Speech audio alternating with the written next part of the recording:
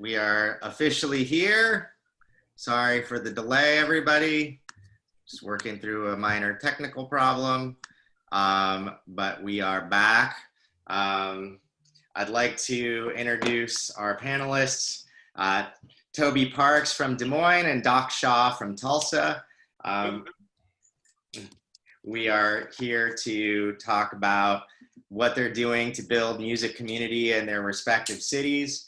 I'm gonna start off with just a little bit of an origin story from each of them. Tobi, do you wanna kick us off? Yeah, sure thing. Thank you for having me, James. I really appreciate the opportunity here to talk about what we're doing in Des Moines. As you mentioned, my name is Tobi Parks, and I am owner of XBK and executive director of Station One Records here in Des Moines, Iowa. I started my career in St. Louis, Missouri. I started in radio, then moved to New York City and spent about 13 years working at Sony Music in the Business and Legal Affairs division, ultimately ending as director of copyright for the Columbia and Epic labels. In 2015, moved to Des Moines and decided to, after spending that many years working at a corporate label, major label, decided to start a nonprofit one that would do more to support artists and do more artist development type work. And out of that came the vision and what we've created here with XBK. Awesome. Thank you for the quick introduction, and we'll dive into a lot of those. Doc Shaw, you want to do the same? Yes, how you doing? Glad to be here. Appreciate it. This is an awesome opportunity. My name is Doc Shaw. I was born in Tulsa, Oklahoma. As you know, it's the home of Black Wall Street.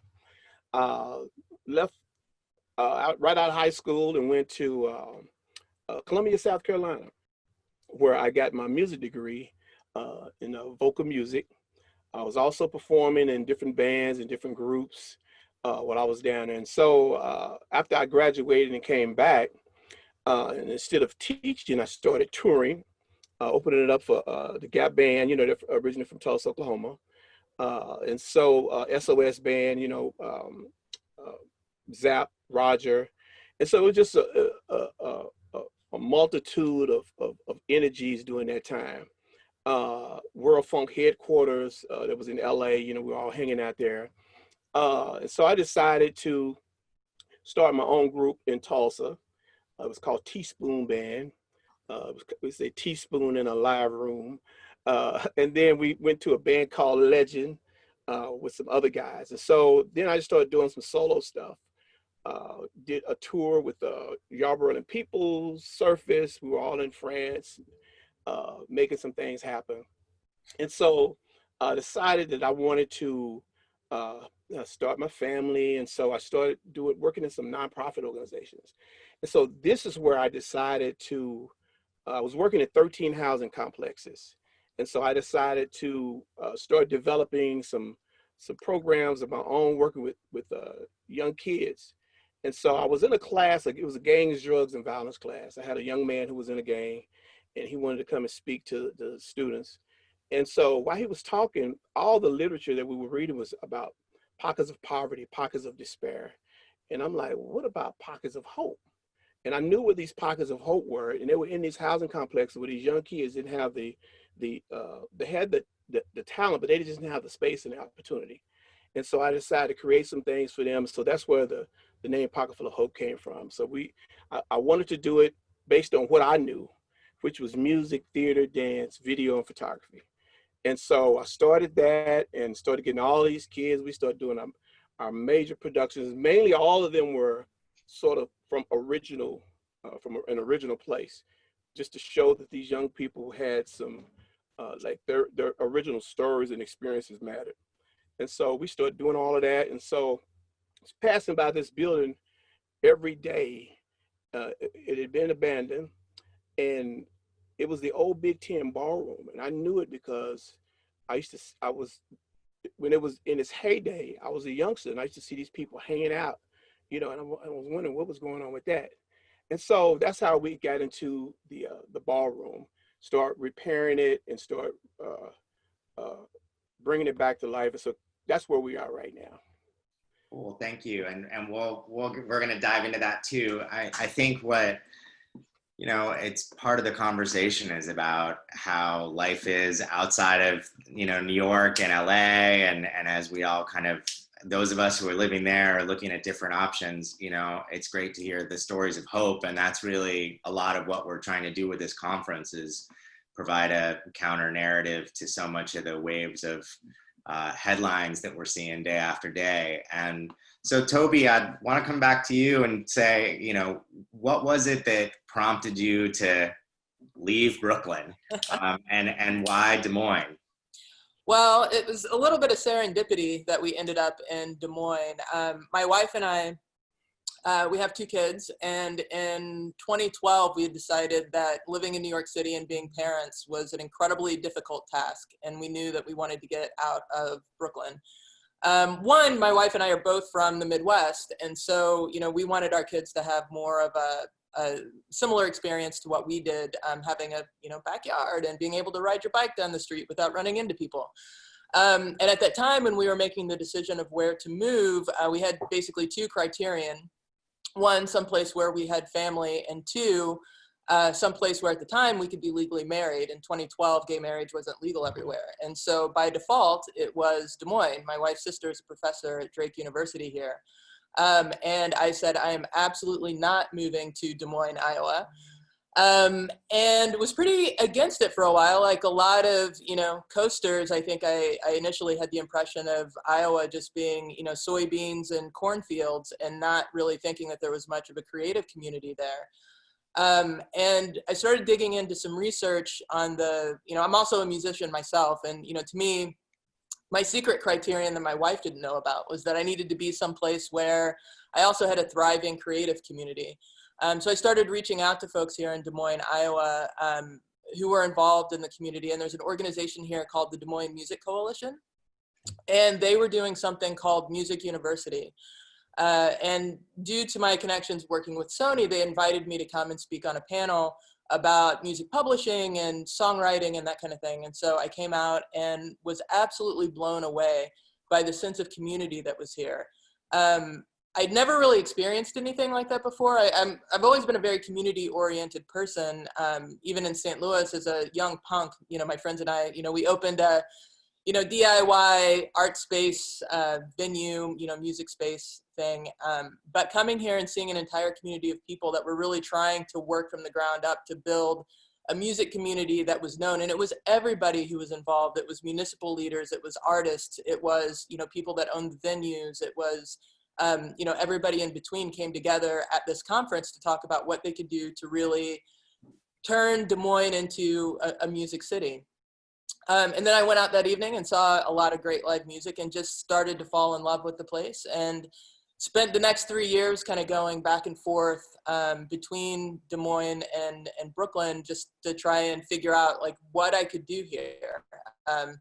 You know, what I did in Sony doesn't necessarily easily translate to the industries that are big here, which is banking and insurance and that kind of thing. And so I met another New York transplant whose name is Zach Mannheimer, and he had started something called the Des Moines Social Club. And I met up with him and asked him, what drove you to come here? You know, how did you build what you did with the social club and those things? And the thing that he told me, and it's always really resonated with me, is that, you know, Des Moines is a place that, you know, if you have a really good idea, they're incredibly supportive, and you can basically do anything that you want. And had suggested, you know, he asked me what I wanted to do. And I said, I'd always wanted to start at a nonprofit record label that really focused on the artists and really supporting the artists and doing artist development, entrepreneurship, business education, that kind of stuff, and less focused on making sure that we sold, you know, 20,000 units in the first week of release. And he said, well, you know, you write a plan and I'll help you raise money for it. And we did. We got a grant, and that kind of set us off on the Station One Records front. And was that grant from a Iowa-based organization? It was from the community, I'm totally blanking right now, the Community Foundation of Greater Des Moines. And basically what that particular grant was an interesting prospect, because what they do is they have an annual grant pool where they create sort of interesting ideas. And in this particular one, it was two nonprofits joining together to do something new and unique. And so what I did in working with Zach through the social club, also partnered with Drake University here. So basically what we did was created this label to be something that not only was a type of entrepreneurship program for the artists, but it also helped really develop students that were at the university to actually work in a real world setting. So it wasn't like they were just sort of doing classroom projects, but we could give them, we designed classwork for them to actually market and produce these records that our artists were putting together. Cool. I'm going to bounce back and forth between the two of you and Doc Shaw. Now, I want to talk about sort of the present and your vision for where you're headed with the Big Ten Ballroom, and then also a little bit about its past. When you and I talked about it, you were able to acquire this historic, derelict, 14,000 square foot music hall for $180,000, which, here in LA, I don't know that gets you, a small condo loft space. Right. So what did it look like when you first walked in? What do you want it to be, and why was it such what took you to it? Well, I knew that I had heard a saying, when I read a saying that you can't empower youth unless they have a historical perspective. And I knew that this building had all the history we wanted, because I saw it in action as a kid. But nobody knew, because it had been changed. It changed hands to American Beauty Products, which was this big company who did hair care products, and basically they used it. Their office was across the street, and they kind of used it as a warehouse. And so after I looked at it, it looked real good, and then I went inside, and it had half a roof, and trees were growing inside it, pigeons. And so I just gave them their eviction notice and said, "You'll have to find somewhere else to go." And but it's this building really is it's like the gift that keeps on giving. And once I started finding out, I interviewed one of the promoters who recently passed away, who told me all the people that used to go there: Ella Fitzgerald, Camp Basie, Ray Charles, Ike and Tina Turner, the original Temptations, Jackie Wilson. Who else? I was looking at his video. Otis Redding played there. That was his last gig in Oklahoma before he flew out and died in the plane crash. Bobby Bland, B.B. King, Sam and Dave. The movie that Sam and Dave, when they actually came to Tulsa, Soul Man was called the movie. They were actually coming to Tulsa to perform as well, but they didn't put that in the movie, and they performed at the Big Ten. Ike and Tina Turner was there, like he said, every week, and every week they had sellout crowds. Otis Redding, when Otis Redding came, he said this is the first time that he saw horn players stand and play their instruments and never sit down. And so when Ray Charles came, he was doing segregation. There was a rope going down the middle of the building. Whites were on one side, blacks were on the other side. But when the music started, he said nobody knew where that rope went. So music united the people. And so that's really all I needed to hear to keep this thing going, because I know that music can unite people. The legacy of this building was about bringing people together, and that's what Pocketful of Hope is all about. So right now we're about 72% finished. We have all the framing, we extended the stage, dressing rooms, offices. We're going to have 4 performing areas. One, when you first walk in, we're going to leave that to a lot of the local artists. So when there's a major performance, they can have a place where they can showcase their talent even before people come in the building. Then we have 2 stages on the right that can also be for seating, and then the big stage.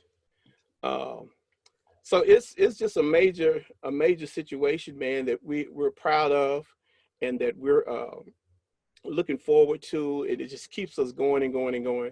And by the way, Toby, I used to live in Brooklyn. I taught school in Bed-Stuy. Oh, really? Yeah, Dr. Ron E. McNair. We had Oh, yeah, yeah. a PS5 right on the corner of Ralph and Halsey. Yeah. Yeah. So, yeah, I was there for a couple of years, and so we have that connection. You know, I knew it was something. You'd be amazed the network of Brooklyn connections there are throughout the country, man. Oh my God, yeah. It's and I took a group of kids there from Pocketful of Hope to perform there. Oh, really? Yeah, we performed there. Took them to Apollo. They performed on Times Square. It was amazing. Oh, that's amazing. So it's just something we're bringing together, Simon. It's gonna be real good. And so the future vision of it is that you're going to bring it back to life as a music venue and then a lot more, right? It's going to be a music venue. We won't have to rent out, because we do major performances and major events. We have original plays that we put together. Our first play was called Life is a Struggle. And I wrote the script, and the script placed first in the Gwendolyn Brooks Writers Conference in Chicago. And so we lost our funding from the state to do for our operations and for our organization. And so we had to be real creative. We couldn't, buy these big props and stuff for stage performances. So we had to actually go to places that was in the script. Like, it was a park scene. So we went to the park and we shot it. We went to different places, and so that's how we started getting into our movies and stuff. And so with that, we're going to have a set where we can have our studio, our filming. It's also be an event, a place. I got a lot of friends in the industry that wants to come and perform. Toby, you can bring your artists down and perform. And it's going to be an event center, and also it's going to be a place where we can rent it out to the community, because it's in the community. And so it's like walking distance for some people who don't have transportation. I know all the musicians here, and everybody's willing to pitch in and collaborate, because that's where the gift is. The gift is not competition. The gift is collaboration. And so this is what we want to put together for the community. And your goal is to open by next year, right? By next year, we plan to be open before the centennial of the Race Massacre. So acknowledging 100 years since that event happened. And what's the fundraising needs that you have at this point to finish it? Well, I had a dream that Simon and all his friends were going to donate to well, fundraising is still the same. Of course, it seems like every time we get ready to have a big fundraiser, some disaster happened, and then all the money goes there. It's like I remember Hurricane Katrina. We was about to raise money, and then boom, Hurricane Katrina happened. Now it's COVID. So we're getting these letters from different foundations, and all of our money is going to medical, which I totally understand. Well, so let's say your dream comes true, just so people know where to go if they wanted to make a donation to support the renovation and the foundation. Where are they headed? I am glad you said that. They could go to a pocketfulofhope.com and donate from our website, or just put our initials in, apfoh.com.org. Perfect. And you'll see the donate button and make that happen. All right. So I'm going to come back to you in a second. Toby, Okay. Now the record label, I'd never even heard of a nonprofit record label before I read about what you're doing. Did you have a model for that, or was that just plucked from thin air?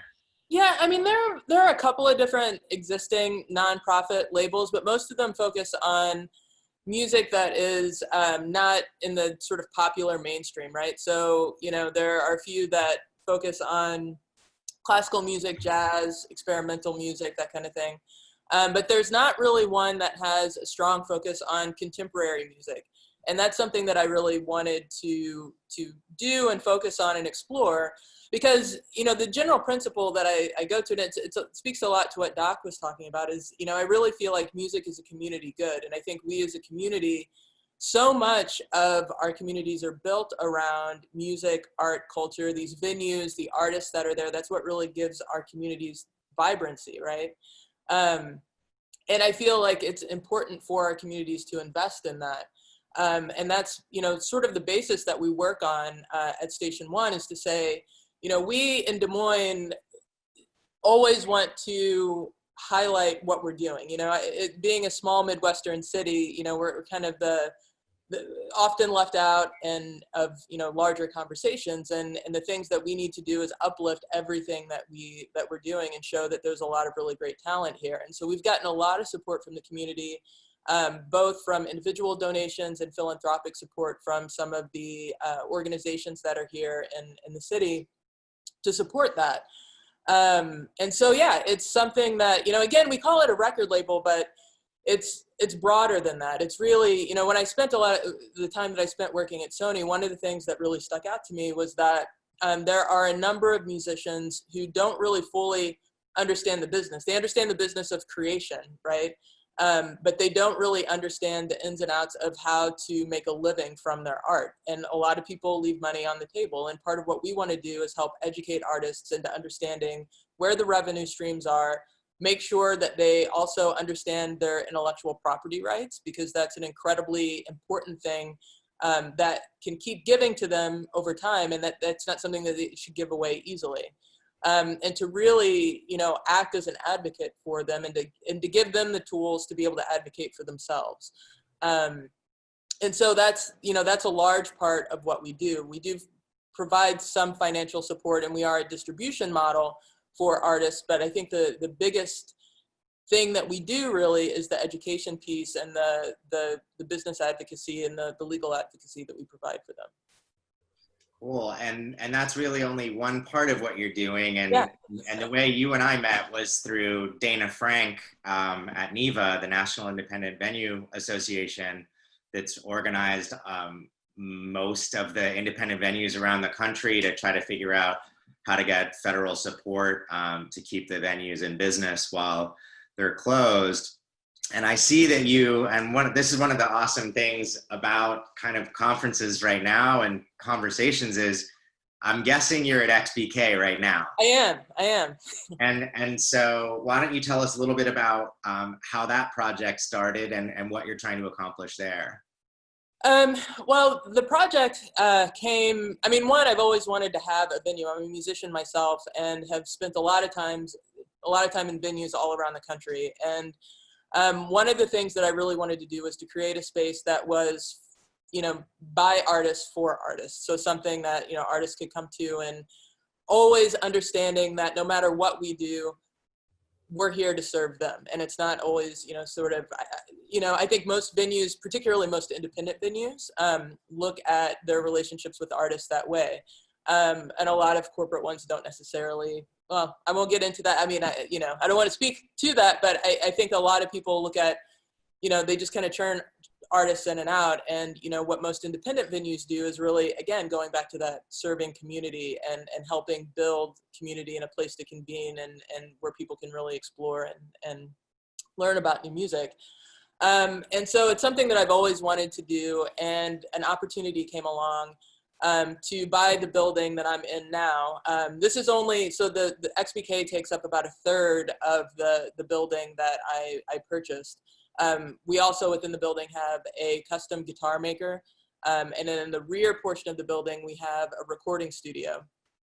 So all three of those things are kind of here in this little creative hub in the Drake neighborhood of Des Moines. And how it came about, again, is sort of a natural extension of Station One. Part of what we wanted to do was create a space where we could develop our artists in a place where, you know, we could really provide an open door and opportunity to music that wasn't always necessarily being brought to this market. And because we had the connection with the nonprofit, we were able to open our doors in some ways to bring programming that may not be happening in other rooms. And so what we're really committed to providing a diverse array of programming, not only from the artists that Station One has, but also just as XBK is, our business, and being, myself, a, queer Black woman, making sure that, we have a lot of minority representation in the programming that we provide, and also in our staffing needs. So anyway, XBK took about nearly 3 years to get off the ground, through going through a lot of the zoning issues that we had to with the city, and to rehab the building. The building itself was originally a horse stable for the firehouse that's next door. So the building was built in the late 1800s. And we stripped the building down to its bare bones. As you can see, we have the original wood trusses, and went down to the brick, and you can even see the rope harnesses that are tied into the floor from when the horses were here. And so we had to do all new utilities and mechanical and all of those things. And so it took quite a long time to get open. And then we were able to open in September of 2019. And then, we're open about 6 months, and then COVID hit. And as, 99% of most venues across the country, we are closed and have absolutely zero revenue coming in right now. And is, are the club, you're required to be closed by state law, or you made the decision just because sort of curious to hear, like, are bars and clubs open at all, or are they completely closed for you right now? Iowa is open.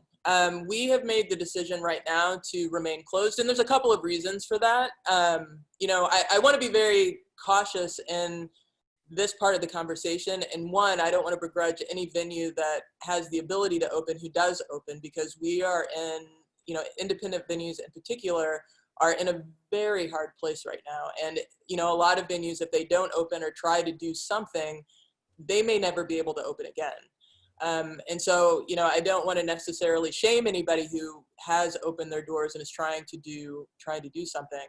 And it's a really untenable situation, I think, that we as individual business owners have been put into, to have to make that decision on our own. For XBK in particular, again, as I said, it's sort of a twofold reason. One, we do have some safety concerns, but two, our primary focus is on touring acts.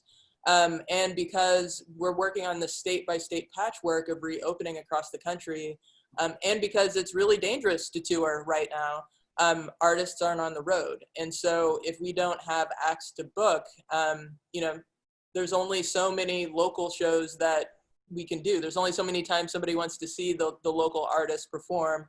And we have a number of live music venues here. So, there's not enough programming to really go around.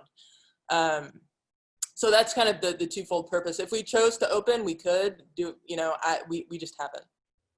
And you just don't want to do the, does the opening at a reduced capacity, is it even financially viable for you? Yeah, so our legal capacity is 250. Once we instituted social distancing, and you can kind of see we have, our tables spread 6 feet apart and different things. Our capacities went from 250 to 54. Even if we chose to open, opening at what is effectively 25% capacity is just not financially feasible. You can't pay, your mortgage, your utilities, your staff, and your artists, and on, a quarter of your room capacity. Our entire business is premised on packing as many people in this space as we possibly can. So even if I were to open, I would actually be putting myself likely in a worse situation than I would to remain closed at this point. And since I put Doc Shaw's numbers out on the table, I also, want to bring up, what it costs to open XBK and to buy the building, and then kind of what in the renovations, is $335,000 the right number for what you bought the building for? Yes, $335,000. We bought the building, which the entire building, as I said, is about 6,000 square feet. Our space is, the venue itself is in a 3,000 square feet portion of it, so we have half the building. Yeah, and then we did about a $500,000 renovation on the space. to get to where we are. So, you know, again, as what we've been saying a lot at NEVA, you know, the mortgage that I have on my construction loan is not going away, even though our revenue is zero, you know? And so, yeah, it's a really tough position to be an independent venue right now. For sure, and it's one that's shared by so many. Yes. And Yeah. you know, hopefully we'll see some relief for you all in the near future. Yeah. I know there's Amy Klobuchar's pushing, and there's some sources of light there. Doc Shaw, I want to kind of come over to you and check in a little bit on your experience in Tulsa right now, and kind of what are you seeing in terms of the music community and just going out with COVID right now. What's happening? Well, it's the same as what, you know, Tobi has said. Is, you know, which her story is fascinating. You know, I'm just a fan right now of everybody. I'm just listening, but it's basically the same. It's tough all over, man. It's the same now. The clubs and restaurants are closed. Going back to, you know, delivery, curbside. We're definitely, you know, we still have our office where we renovated our big 2-story building where our main office is. And so we haven't had any meetings with any young kids. We're doing some Zoom things with them, some fun stuff, you know.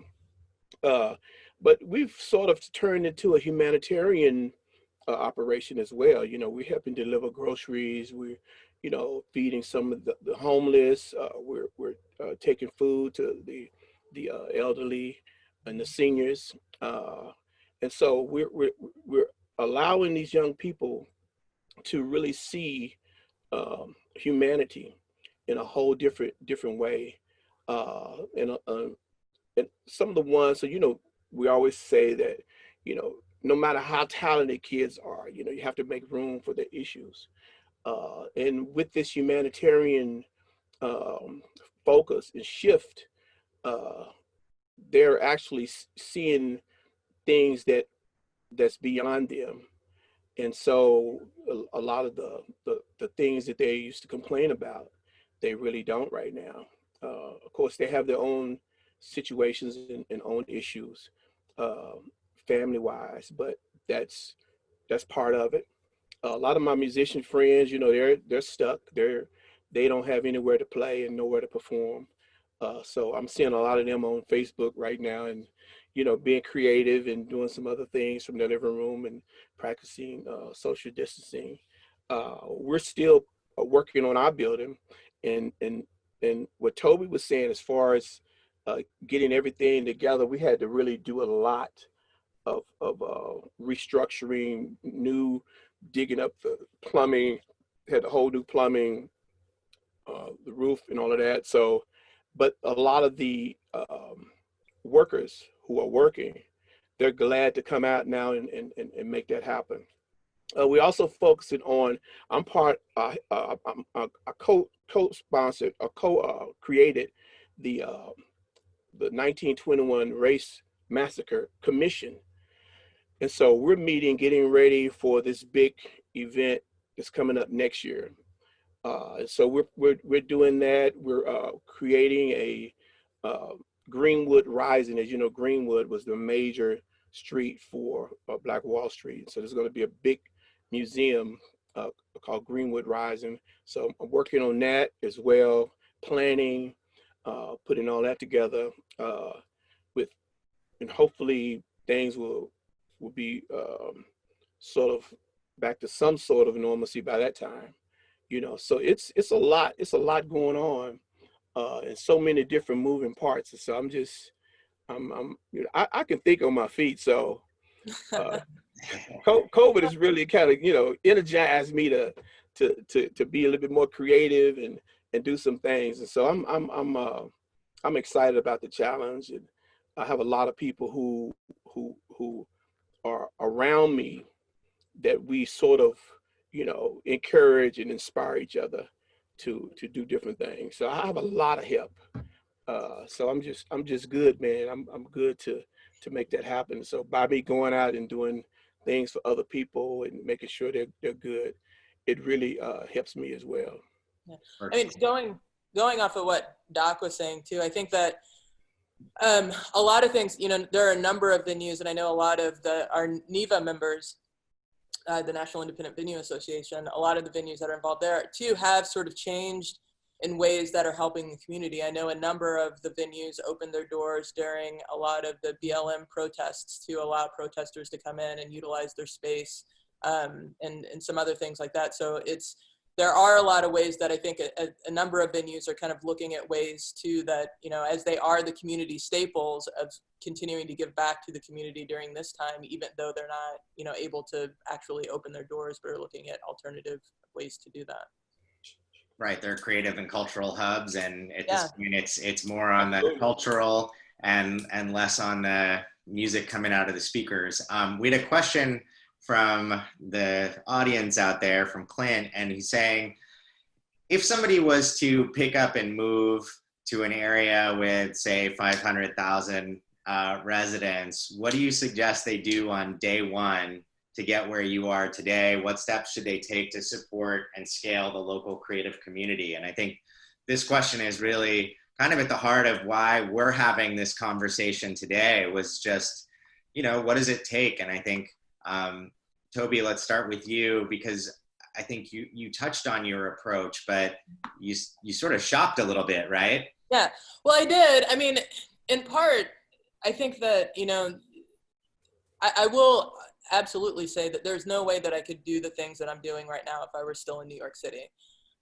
It just wouldn't be feasible. And I think that that's an important thing to point out, not only from the perspective of being just an artist who wants to do interesting and cool stuff, but also being a person of color, and looking at ownership, because a lot of the things are the way that our industry is going to change, and the way that more people of color can be involved in this level of work of being venue owners and all of those kinds of things. It's going to take ownership of property. And, you know, a lot of folks in our community just aren't in a position to be able to pay multi-millions of in New York or LA. But to that point, you know, the first thing that I did when I came to Des Moines was, you know, people get really skeptical when you're like, hey, I'm from New York City, and then you come into a smaller town, and, you know, people can oftentimes have a chip on their shoulder. I'm very lucky that the community of Des Moines didn't necessarily do that to me, but I think that part of what I did was spend a lot of time just listening to people and listening to the things that they needed and what the community needed. And talked to everyone. I talked to the people that really spent time building this live music community that's here, and a lot of the artists, to find out what it was that they felt that was missing in the community, and what I could do to add and be of service to that. I think it would be a detriment to go into a place, particularly some of these smaller communities, and be like, okay, I'm going to come in and I'm going to change everything around. Because I don't know if people are going to necessarily be as open to that. I think that it's important that, you know, going into something like this, and I think that all business owners, to some degree, need to think about how they can be of service, because, you know, when you are in the arts, we are of service to the artists, you know, and I think that needs to be a little bit of a paradigm shift. I think that, you know, it can often be that artists feel like they are in service to us. And I think, you know, approaching it in that way is good. And, you know, I talked to everybody from the coffee shop owner to the president of our local chamber of commerce, and everybody in between, before I even started making a plan for this. Thanks. And Doc Shaw, what do you think if somebody was thinking about relocating to Tulsa and getting involved in the creative community there? What would you suggest? Well, you know, every time I went somewhere, I would always say, oh, I can take this back to Tulsa, or I could take this back to Tulsa. So I always had community in mind. I'd always know I was going to move back. But everywhere I went new, somebody always told me to roll down the windows, turn off the music, so you can kind of feel the rhythm of the city. You know, you get the smell, you get to find out what's going on, you know. But you also, just to piggyback on what Tobi said, you really have to get a sense of what the people want and what they need. What are the needs are? You know, is it oversaturated? Am I putting something that's already been, somebody's doing 20 times over, you know, or is it something original? But I would encourage them to make it up and make it happen. You really have to find what your passion is and see that even if it's collaborating with someone else, because that's the ticket. The gift is not competition, the gift is collaboration. And so even if you come into a situation and you can collaborate with someone to expand what they have going on with what you have going on, I think that's where the gift is. And so we saw an old house that was abandoned. No one was living there. Weeds had grown up. And my son thought I was crazy. They thought, Dad, what are we doing? Why are we taking the boards off the house? Shouldn't the owner be doing that? I'm gonna say, well, the owner is not feeling well. He said, we can take the boards off the house and let the people come and appraise it. So we kind of went those extra steps, because this is something that we wanted to do. And so sometimes that's what you have to do. And it's not a perfect model. It's sometimes you just have to improvise as you go. And so, but if your heart is in it, and if your intentions and your motives are right, everything will fall in place. And so I would encourage him to take that leap, and the parachute will open eventually. Yeah, persistence is the key. Persistence is the key, because Yes. Yeah, I think, when I used to produce music festivals, there were communities that wanted it, and there were communities that tolerated it, maybe. And, I always used to think that when you look at film production, right, there are film incentives and tax credits for production companies to come in and shoot and basically save money on their productions in exchange for creating jobs and driving revenue. And I always felt like that should be something that is so much more prevalent in the music business. And it does, there are cities with music offices and music boards, and we're going to be visiting with the mayor of Huntsville and one of the members of the music board later. And he's really committed to turning Huntsville into a music city. And so there's this way of looking at who's interested and who's, because those are the people, like, if I wanted to try to find a giant piece of grassland in Los Angeles, number one, it doesn't exist. Number two, if it does exist, somebody owns it and wants $1 million in rent for 2 days, but if you go out and start casting that wider net, you may find those places where they're like, oh, you want this old thing? Oh, we've been looking for a way to get rid of this for decades. Right. And one of the guys that we're going to talk to later, Prescott McCarthy, bought a property out in Landers near Joshua Tree, and it was a hoarder who had been living there. And so when he bought the property, it was covered with trash. And then he basically, on a much smaller scale, has done what you two are doing, which is building an arts-driven cultural hub, except he's doing it in towns that are 2,000 people or less. Yeah. Mm. Well, and I think that's that's an important thing too, is that I think that so much of a lot of the things, and I think the pandemic has kind of highlighted some of that it's not going to be sustainable for artists to be in places like New York and LA and Nashville for too much longer. I mean, the cost of living is just so high if what you want to do is be an artist. And I think that, living in a place like Des Moines is really ripe for the next sort of wave of artistry, because you can have this really low cost of living, high quality of life, and you actually have time to work and practice your craft. It's not like you're spending, in New York City, people are spending more time working than they are actually working on their art. And as property increases and the expense of being in those cities increases, artists have to eventually find other places to go, and places like Des Moines and Tulsa and some of these smaller cities become, really attractive for that. Oh, you're absolutely right. All of my friends was telling me when I first left LA, like, why are you going home? I'm like, because first of all, my kids are there. Yeah. And I see where this is going. Now, a lot of them are moving back. Yeah. And I got the head start. I'm like, I told you, you know. So you're right. It's almost my nephew is in a beautiful. He started in Pocketful of Hope when he was 10, and he's in the musical, uh, uh, beautiful, the Carole King story, Yeah. and he's a drifter. And so, soon as he got ready to perform back, boom, COVID hit. And even all of his friends who were on Broadway, all of them nowhere to go, nowhere to work.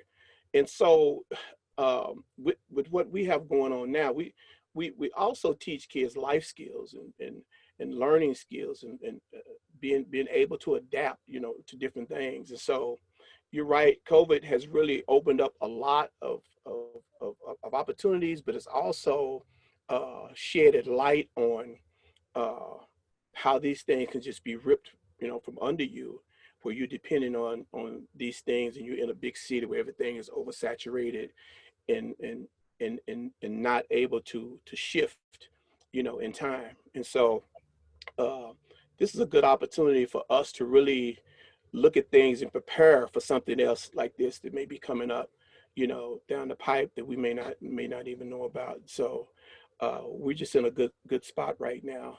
And so, but I'm hoping that um, what we're doing can also be a model for other people, just like the guy who asked the question could be a model for him to start looking at other places to start their ideas and bring in their concepts, you know, to the marketplace.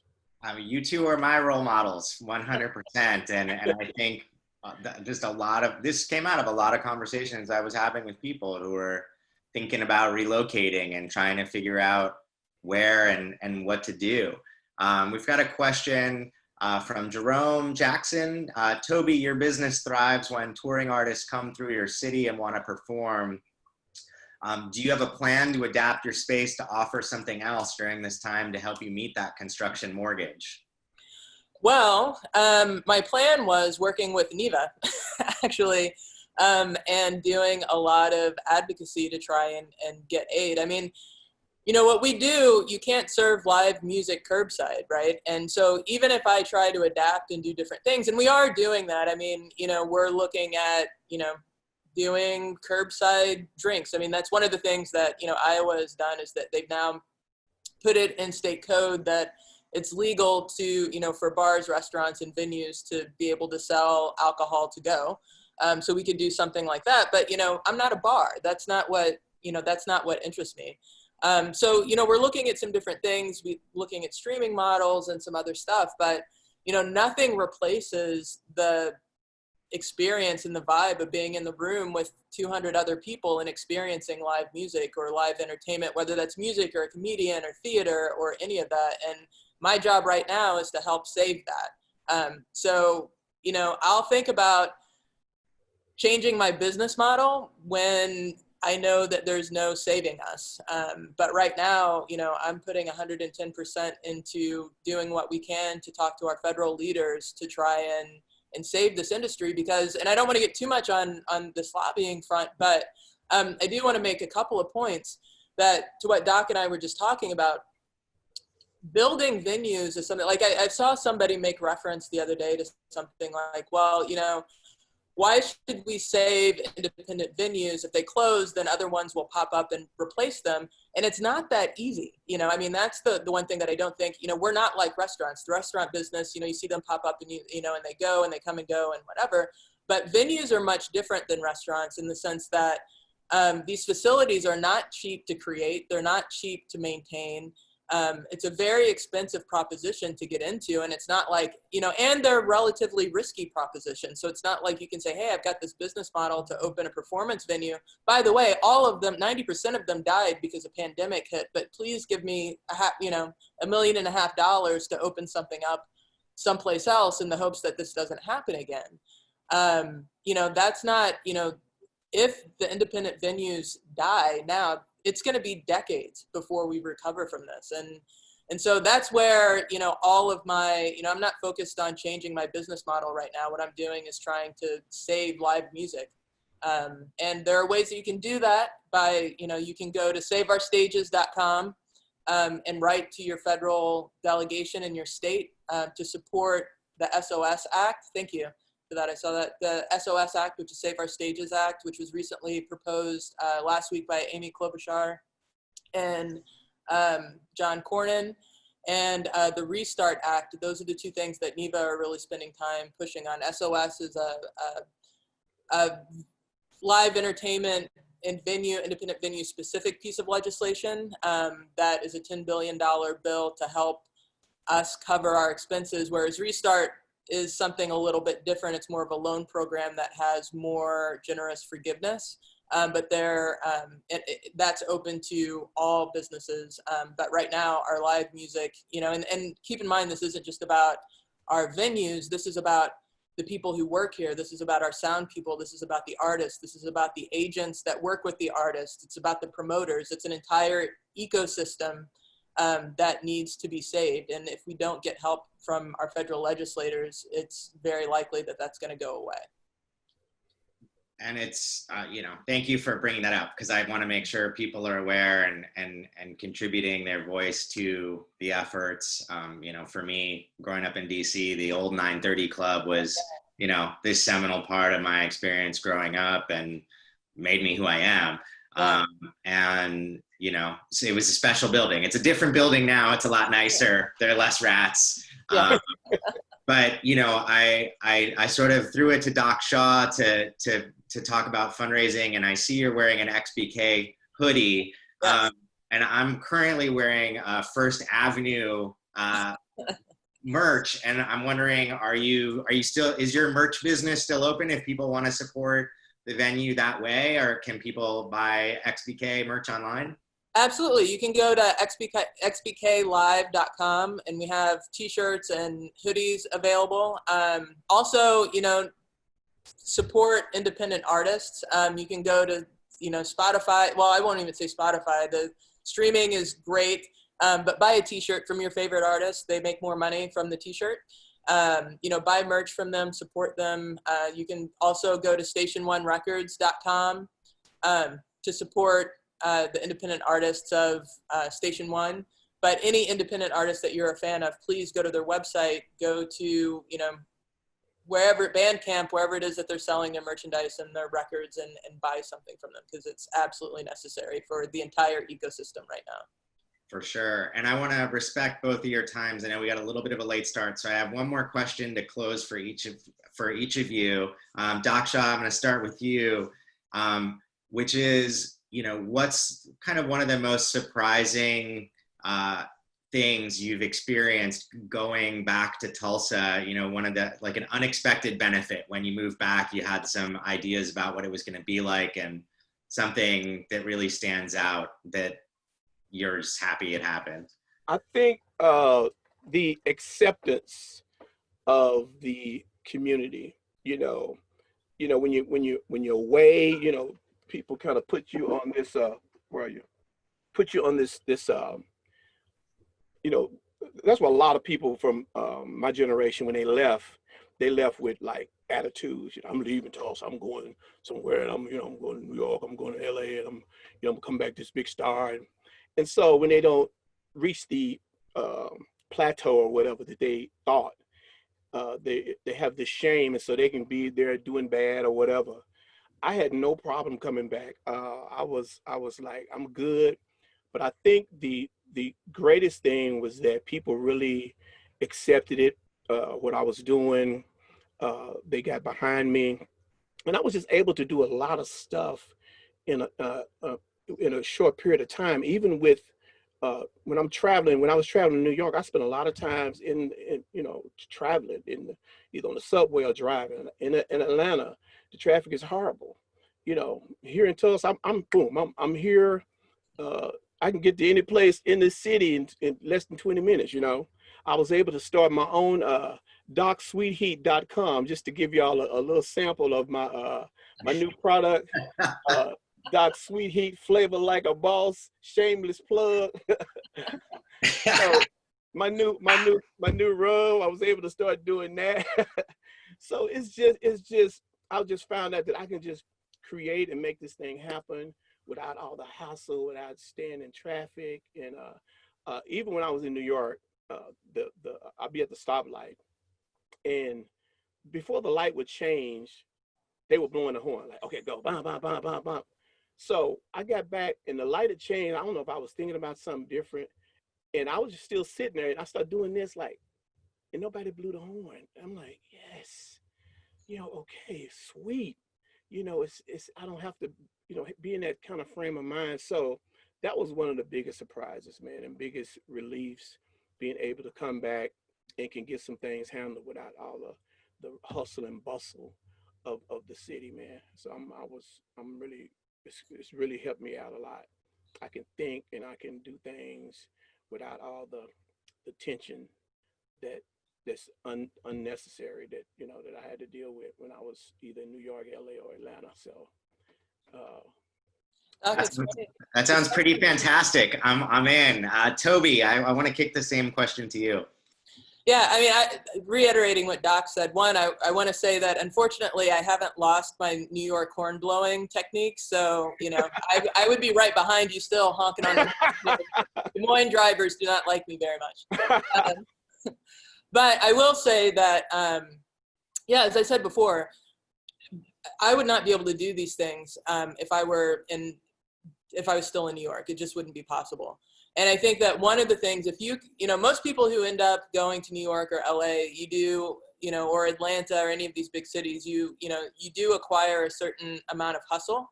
And if you take that hustle and you bring it back here, like people often talk about, even, Simon, when we were talking, you're like, Tobi, I don't understand how you did these things, because I'm a lawyer too, and, work for a couple of major labels still, and, run the venue and,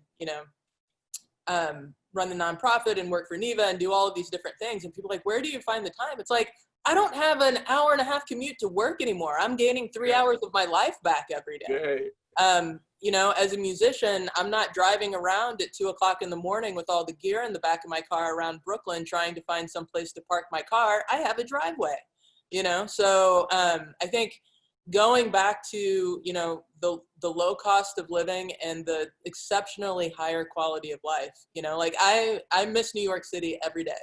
I always joke that New York is kind of like heroin. You can't quite kick it, and, I love it and always will, but I don't think I could ever go back and live there anymore. I think that there's a lot of really wonderful things about it, but the experience that I've had here in Des Moines and what I've been able to do and the time that it gives me is just immense, and yeah, I think that that's the real benefit, is just gaining time and being able to channel that into creative endeavors. Well, I want to thank you both for spending some time with all of us this morning and sharing your journeys and your experience. I hope everybody who's been with us will check out some of the links and figure out if there's a way they can support or if they find inspiration from what the two of you have done. We'll stay in touch and keep doing the good work. Thank you. Thank you so much. Thank you. Okay, bye.